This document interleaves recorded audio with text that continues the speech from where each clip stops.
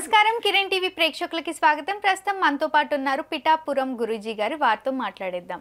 నమస్కారం గురూజీ. నమస్కారం తల్లి. గురుగారు, నరదిష్టి నరఘోషాన్ని ఎలా గుర్తించాలి? నరదిష్టి నుంచి మనము బయటపడడానికి సులువైన మార్గాలు ఏమైనా ఉంటాయా గురుగారు? జాగ్రత్తలు ఎలా తీసుకోవాలి? చాలా మంచి ప్రశ్న తల్లి. ఇప్పుడు నరుడు దృష్టికి నల్లరాయి కూడా పగులుతుంది అనేటటువంటిది మనకు చెప్పే మాట, సామెత. అంతే కదా? ఒరే, ఎవరి కళ్ళల్లో ఏముందో తెలీదు, నువ్వు జాగ్రత్త. అవును. ఎవరికి ఇబ్బంది పడేటటువంటి విధానంలో కనపడకు అనే మాటలు మనకు చాలామంది చెప్తూ ఉంటారు. ఆటోలో వెనక స్లోగన్లు కూడా రాస్తారు, నీ ఏడుపులే నా ఎదుగుదల.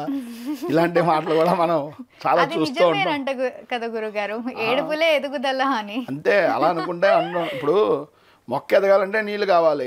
అవి ఏ నీళ్ళు అయితే, కన్నీళ్ళు అయితే ఏమిటి, మామూలు నీళ్ళు అయితే అంతే కదా? అవును.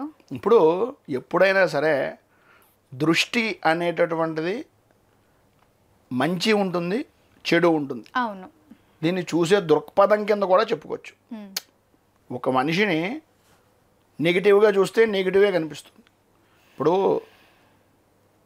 ధర్మరాజుని, దుర్యోధనుణ్ణి, వాళ్ళ కులగురువు అయినటువంటి ఆచార్యులు వీధిలోకి వెళ్ళి, మీరు భవిష్యత్తులో రాజులు అవుతున్నారు కదా, అందు గురించని మీరు ఒకసారి వెళ్ళి జనాలు ఎలా ఉన్నారు అనేటటువంటిది చూసి రండి అని చెప్పారట. దుర్యోధనుడు వెళ్ళి చూసి వస్తే అందరూ దుర్మార్గుల్లాగే కనిపించారు. ధర్మరాజు వెళ్ళి చూసేట, అందరూ ధర్మాత్ములాగే కనిపించారు. అంటే చూసే దృష్టిని బట్టి అవతల వ్యక్తి యొక్క ప్రభావం, మనస్సు అనేటటువంటిది అర్థమవుతుంది. అవును.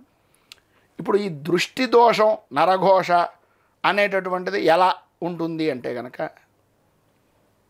ఎప్పుడైనా సరే మన చుట్టూ ఉండే జనాలే దీనికి ప్రధాన కారకుడు అవుతారు. ఎందుకని?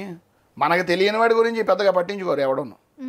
మనకు తెలుసున్నటువంటి వాడు ఎదుగుతున్నాడంటేనే, ప్రతి వాడికి మనస్సు ఎలా ఉంటుందంటే, ఎదిగిన వాడు నాకు తెలియాలి అని అనుకుంటాడు, వాడితో పని చేయించుకోవాలి అని అనుకుంటారు. కానీ మనవాడు ఎదుగుతుంటే మాత్రం చూడలేరు. అవును. నువ్వు బాగా అర్థం చేసుకుంటే మీకు, వాడు మనవాడైతే మాత్రం తట్టుకోలేము.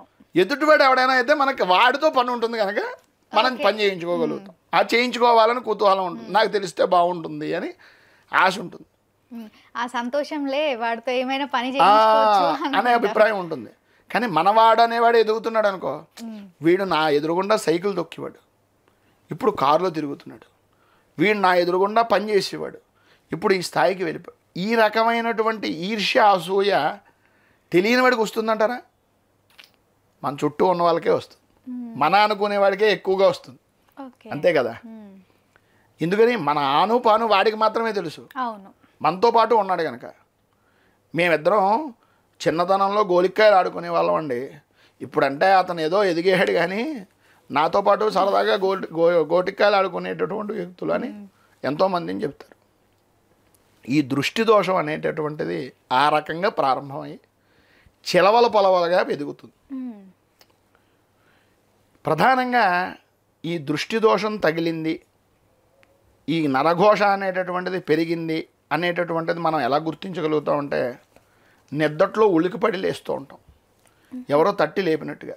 ఎందుకో తెలియదు, ఒక్కసారిగా అలజడ వచ్చినట్టుగా ఉలిక్కిపడి లేచాడు, ఏమైంది అంటారు. అవును గురుగారు. ఈ రకమైనటువంటి విధానం. అలాగే నిద్దట్లో అనేక రకాలైనటువంటి దుస్వప్నాలు, ఏ విధంగానూ కలత నిద్ర అంటాం, అలాంటి నిద్రలు రావడం, కారణం ఉండదు.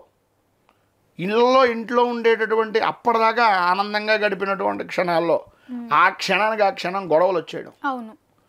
అప్పటిదాకా సరదాగా మాట్లాడుకున్నటువంటి వ్యక్తులు కర్రా పెట్టుకుని జుట్టు పీక్కుని కొట్టుకునేటటువంటి పరిస్థితులకు వచ్చాడు.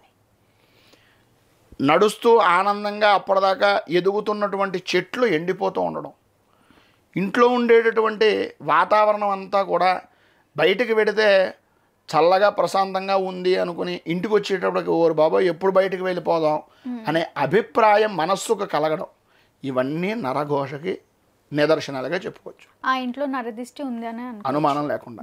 తులసి కోట నిద్రపోయినా, పూసి పువ్వులు చెట్లు కానీ, కాసే చెట్లు కానీ నిలువున ఎండిపోయినా, గుమ్మానికి కట్టినటువంటి గుమ్మడి పండ్లు కుళ్ళిపోయినా, కలబంద కూడా ఎండిపోయే పరిస్థితుల్లో ఉంటుంది దృష్టి. కలబంద కొంతమంది కడతారు, అవును. ఆ కలబంద కూడా ఎండిపోతుంది. అసలు కలబందకి చావు అనేటటువంటిది లేదు, అది ఎండడం అనేటటువంటిది అసంభవం. అది కూడా ఎండిపోతుంది ఈ దృష్టికి. అంత దోషం ఉంది అనేటటువంటిది దాంట్లో తెలుస్తుంది. ఈ నివారణ అనేటటువంటిది తెలుసుకోవాలంటే దీనికి నరఘోష నివారణ సంబంధమైనటువంటి పూజా కార్యక్రమాలు ఉంటాయి. ఇది దోషం అనేటటువంటిది మనం సంచరించేటటువంటి ప్రదేశాల్లోనే ఎక్కువగా వస్తూ ఉంటుంది. ఎలాగా? ఒక ఉద్యోగంలో ఉన్నాం, అప్పటిదాకా మీరు నేను కలిసి ప్రయాణం చేసాం ఉన్నతమైనటువంటి స్థితిగా. సడన్గా మీకు ప్రమోషన్ వచ్చి నా పై స్థాయి అధికారి కింద వెళ్ళిపోయారు. నాకేమనిపిస్తుంది? అసూయ. అదే నరఘోష. ఓకే, అసూయ పడ్డమే. మీరు నేను ఒకే విధమైనటువంటి విధానంలో వ్యాపారం చేసాం. ఏదో తెలియకుండా మీ సంబంధించినటువంటి వ్యక్తి విశేషమైనటువంటి విదేశాల నుంచి మీకు మంచి లాభదాయకమైనటువంటి బేరం అప్పచెప్పాడు. మీరు చేద్దాం అనుకున్నారు. ఆ చేసే పరిస్థితుల్లో ఎదిగి డబ్బు వచ్చింది. నాతో పాటు ఉన్నారు కదా అని ఆనందం కొద్దీ మీరు ఆ వ్యక్తికి చెప్పారు. అతను ఏం చేస్తాడు? నాకన్నా ఎదిగిపోయాడు, నాకన్నా పెరిగిపోయాడు అనే అసూయ పెరుగుతుంది. అవును. పక్క పక్కనే షాపులు ఉంటాయి. అతని మాట తీరు వల్ల కానీ, అతనిలో ఉండేటటువంటి వస్తువుల్లో ఉండేటటువంటి క్వాంటిటీ క్వాలిటీ వల్ల కానీ జనాలు పెరిగారు. నేను అతను ఒకేసారి ప్రారంభం చేసాం, వాడు అలా ఎదిగిపోతున్నాడు చూస్తూ ఉండగా. ఇది ఘోష. సరదాగా పిల్లలు చదువుకుంటూ ఉంటారు, క్లాస్లో అన్నింటిలోనూ ఫస్ట్ వస్తూ ఉంటుంది పిల్ల. ఈ అమ్మాయి ఫస్ట్ వచ్చేస్తుంది, లేకపోతే ఈ అబ్బాయి ఫస్ట్ వచ్చేస్తున్నాడు. గోల. పిల్లల్లోనే తెలియదు మనకి, గొడవ పడుతూ ఉంటారు, కొట్టేసుకుంటారు. ఎందుకు కొట్టుకుంటున్నారో తెలియదు. ఇలాంటివన్నీ నరఘోషగా మారతాయి, దృష్టి దోషం కింద మారతాయి. వీటిని నివారించుకోవడానికి శూలిని దుర్గాది కార్యక్రమాలు చేసుకోవడం, హోమాది చేసుకోవడం, నరఘోష నివారణకు సంబంధించినటువంటి కొన్ని దేవతలు ఉంటారు, వాటిని చేసుకోవడం, ఇంకా నల్లదారం కాళ్ళ కట్టుకోవడం అనేటటువంటిది కూడా చేస్తూ ఉంటారు. ఈ రకంగా చేసుకోవడం. తర్వాత ప్రధానంగా ఇవన్నీ చేసుకోవడం కన్నా బయటకు వెళ్ళి తిరిగి వచ్చిన తర్వాత ఇంటికి వచ్చే ముందు కాళ్ళు కడుక్కుంటే ఆ దోషం పోతుంది అని శాస్త్రం చెప్పింది. సింపుల్ పరిహారం ఇది, అన్నిటికన్నా సింపుల్. కాళ్ళు కడుక్కోవడం. కాళ్ళు కడుక్కోవడం కూడా కాళ్ళ మీద కాళ్ళు వేసుకుని కడుక్కోకూడదు. కాళ్ళు కడుక్కొని చేతులతో శుభ్రం చేసుకున్నా, కాళ్ళు విడిగా శుభ్రం చేసుకున్నా, బొల్లి లేకుండా కాళ్ళు కడుక్కుంటే సాధ్యమైనంత వరకు సగం దోషం పోతుందని చెప్పారు. ఇది దీంట్లో ఉన్నటువంటి సులువైన మార్గం. ఈ నరఘోష నివారించుకోవడానికి ఈ యంత్రాలు, నరఘోష నివారణ పూజలు చేసుకోవచ్చు. వీటన్నిటికన్నా సింపుల్ కాళ్ళు కడుక్కోవడం బయటకు వెళ్ళి వచ్చిన తర్వాత. ఇది చేసినా సరిపోతుంది. తప్పకుండా గురూజీ గారు, నరదిష్టి నరఘోష సమస్యల నుంచి తొలగిపోవడానికి ఎంతో చక్కటి ఉపాయం తెలియజేసినందుకు ధన్యవాదాలు. సంతోషం తల్లి. చూసారు కదా, మా వీడియో మీకు నచ్చినట్టయితే లైక్ చేయండి, షేర్ చేయండి, మా ఛానల్ని సబ్స్క్రైబ్ చేసుకోండి. గురువు గారిని కలవాలి, మరిన్ని వివరాలు తెలుసుకోవాలి అనుకుంటే వీడియోలో స్క్రోల్ అవుతున్న నెంబర్ని కాంటాక్ట్ అవ్వండి. Thank you.